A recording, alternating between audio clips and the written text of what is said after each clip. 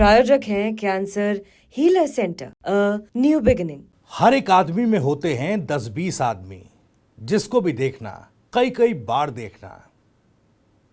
राजस्थान की सियासत में ये लाइनें बिल्कुल सटीक बैठ रही हैं। ऐसा क्यों?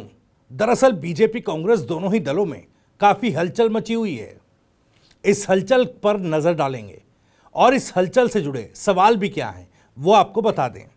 दरअसल पहला सवाल तो यह है कि कांग्रेस में क्या फिर से फूट का बिगुल बज गया है?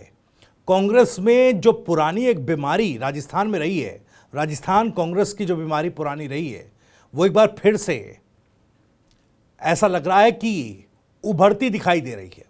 कांग्रेस के लिए फिर से ये बीमारी परेशानी बनकर खड़ी हो रही है। लेकिन इस परेशानी में, इस बीमारी में कौन सा नया रूप सामने आ रहा है, ये भी तो अपने आप में एक सवाल है। ये भी आपको बताएंगे। दूसरा सवाल क्या है? दूसरा सवाल यह है कि राजस्थान कांग्रेस के प्रदेश प्रभारी सुखजिंदर सिंह रंधावा को प्रदेश अध्यक्ष गोविंद सिंह डोटासरा ने आखिर किस काम पर लगा दिया?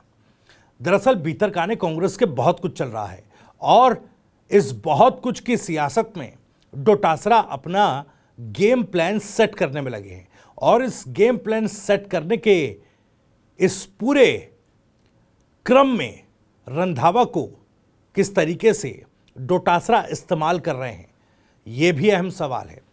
तीसरा सवाल यह कि बीजेपी की नई कूटनीति क्या बैकफायर कर जाएगी?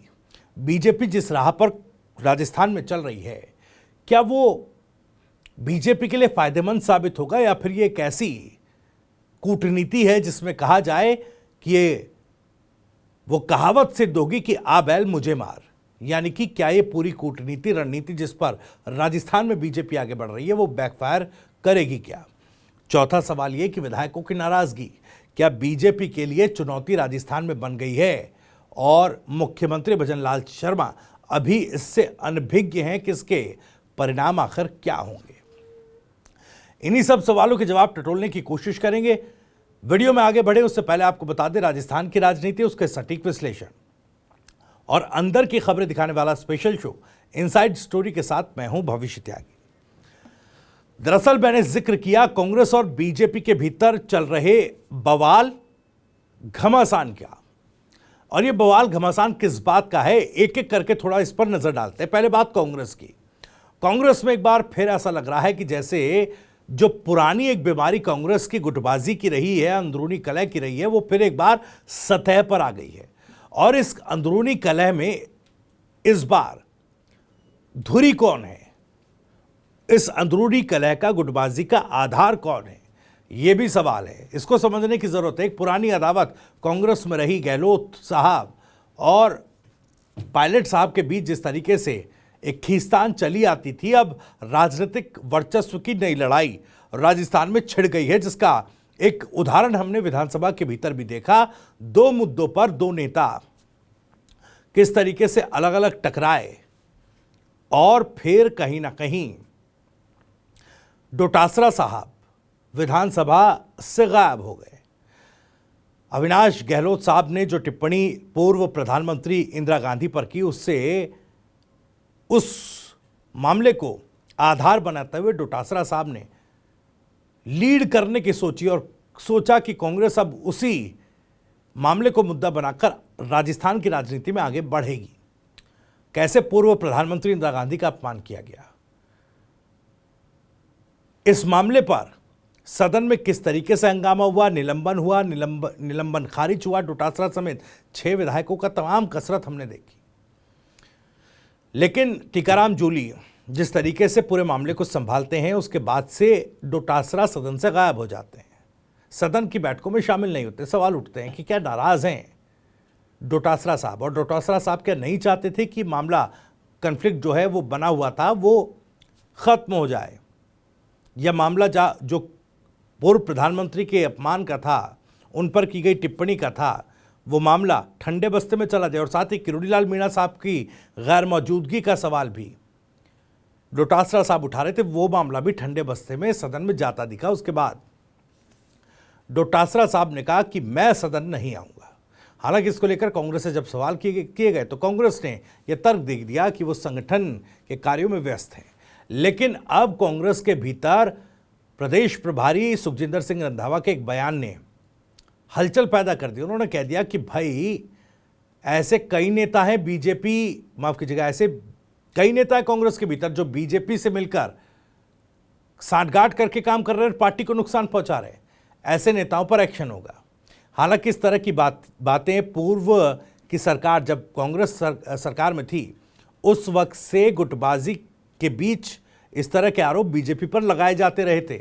लेकिन कहीं ना कहीं आरोप एक तरफ और कांग्रेस की गुटबाजी एक तरफ खुलकर सामने आती दिखाई देती थी। ठीक उसी तरीके से इस बार फिर जब गुटबाजी दिखी और सवाल पूछे जाने लगे तो फिर रंधावा साहब ने यह कह दिया कि देखिए बीजेपी के स्लीपर सेल हैं जो कांग्रेस में घुसे हुए हैं, ऐसे लोगों पर कार्रवाई होगी। हालांकि कोई टाइमलाइन रंधावा साहब ने नहीं दी, कांग्रेस के प्रदेश अध्यक्ष ने नहीं दी कि कब तक ऐसे लोगों को रेक्टिफाई करके इस तरह के लोगों पर कार्रवाई कांग्रेस पार्टी कर देगी।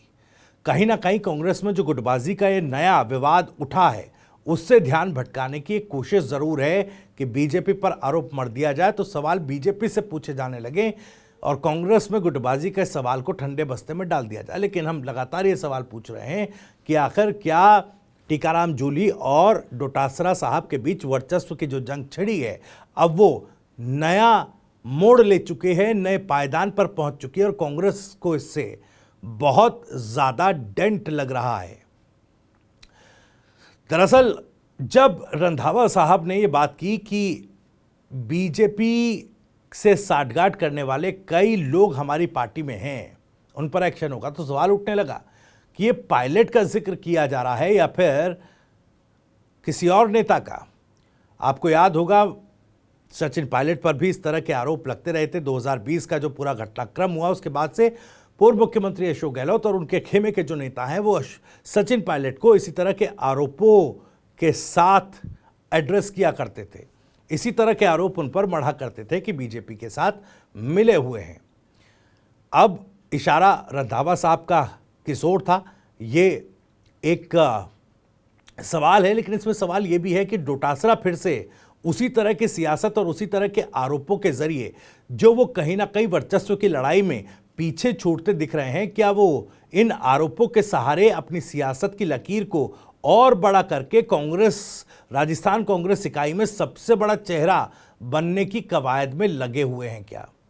क्योंकि देखिए केवल एक बयान नहीं दिया रंधावा साहब ने, उन्होंने कहा कि 2023 में थोड़ी कसर मैंने भी छोड़ दी, मैं भी पूरी तरीके से जुट नहीं पाया, इस तरह की तमाम बातें उन्होंने कही।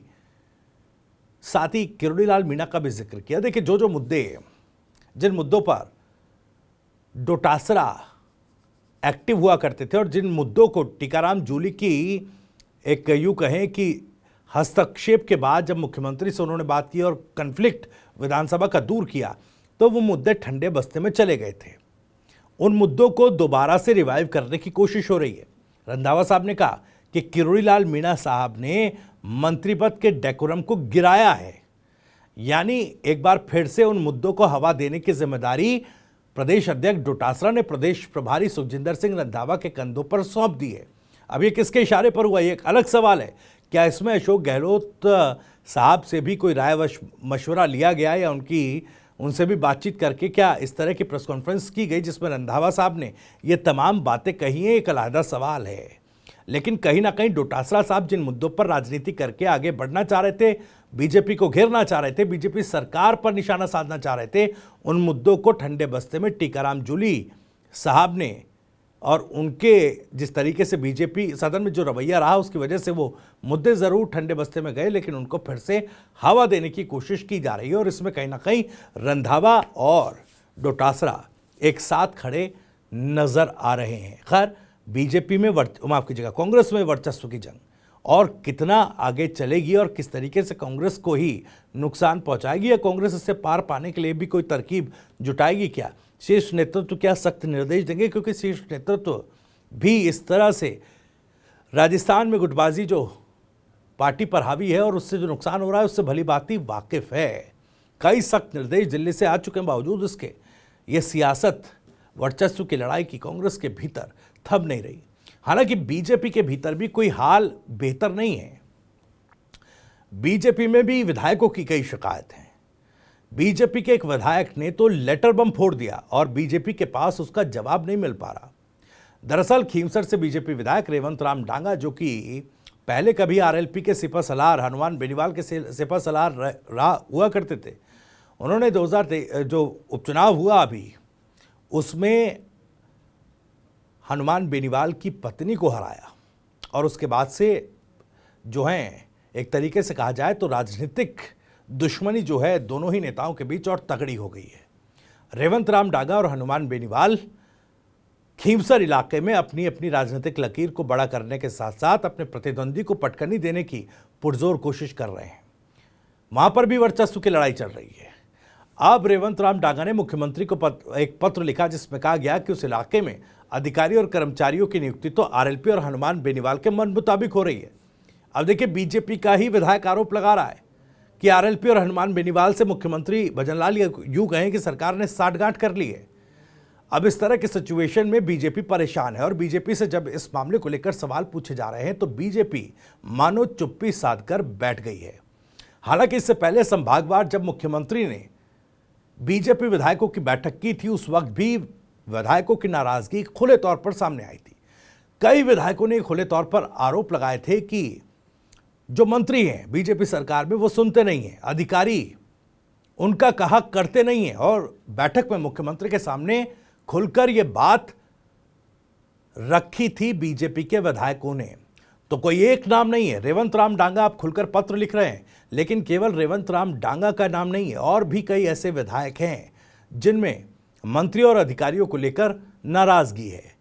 विधायकों के काम नहीं हो पा रहे हैं, अधिकारी उनके सुन नहीं रहे हैं, इस बात की शिकायत है। अब सवाल ये उठ रहा है कि क्या ये जो नाराजगी बीजेपी के विधायकों के भीतर बनी हुई है, क्या ये नाराजगी भी गुटबाजी का रूप लेगी और क्या बीजेपी के भीतर भी अंतर कलह का रायता फैलता दिखाई देगा?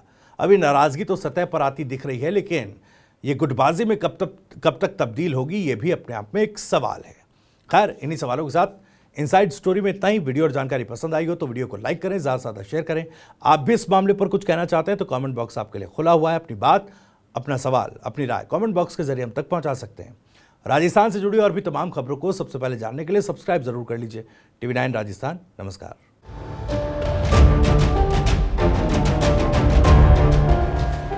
प्रायोजक हैं cancer healer centre, a new beginning.